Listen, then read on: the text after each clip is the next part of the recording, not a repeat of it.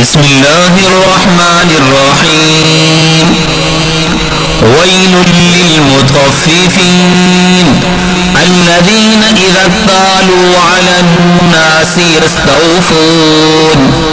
وإذا كالوهم أو وزنوهم يخسرون ألا يظن أولئك أنهم مبعوثون ليوم عظيم يوم يقوم الناس لرب العالمين كلا إن كتاب الفجار لفي سجين وما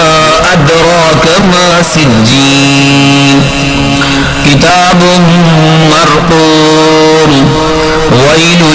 يومئذ للمكذبين الذين يكذبون بيوم الدين وما يكذب به إلا كل معتد أثيم إذا تتلى عليه آياتنا قال أساطير الأولين كلا بل ران على قلوبهم ما كانوا يكسبون كلا إنهم عن ربهم يومئذ لمحجوبون ثم إنهم لصال الجحيم ثم يقال هذا الذي كنتم به تكذبون كلا إن كتاب الأبرار لفي عليين وما أدراك ما عليون كتاب مرقوم يشهده المقربون إن الأبرار لفي نعيم على الأرائك ينظرون تعرف في وجوههم نظرة النعيم يسقون من رحيق مختوم ختامه مسك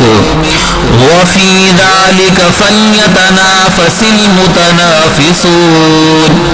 ومزاجه من تسنيم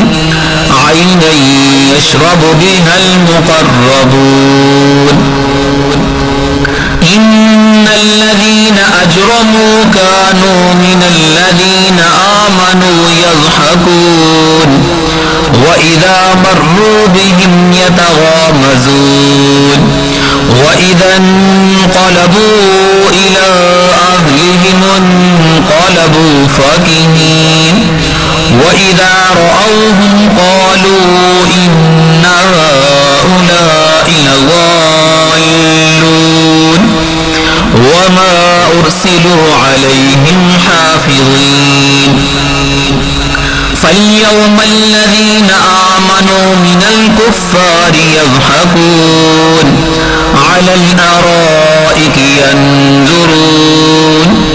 هل ثوب الكفار ما كانوا يفعلون